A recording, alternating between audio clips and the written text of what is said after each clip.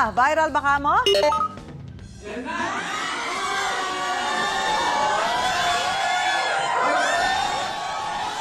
Kakabog ang dibdib mo kapag ganito ang bunutan session. Pero hindi yan recitation, ha?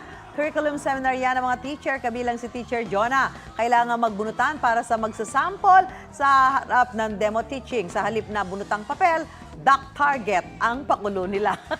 Ready naman si Teacher Jonah mag-demo pero hindi siya ang nabunot. Di na raw bago kay Ma'am Jonah ito.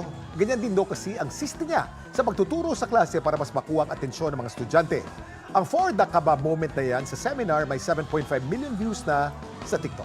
Talaga para lang meron silang mga kasiyahan. The best kind of information dissemination is infotainment. Yes. Oo, Pagka totoo. na-entertain kasi, papasok. Hindi nagiging boring Oo. doon sa mga Pag yung old audience. school na academic ang style, Oo, yan. makakatulog Nako. eh. Especially now na lahat naman exposed na sa mga gadget. May ganyan. Google lang ngayon eh. Oo, so kailangan medyo mag-reinvent ka, di ba? Creative. Tama. Creative ka.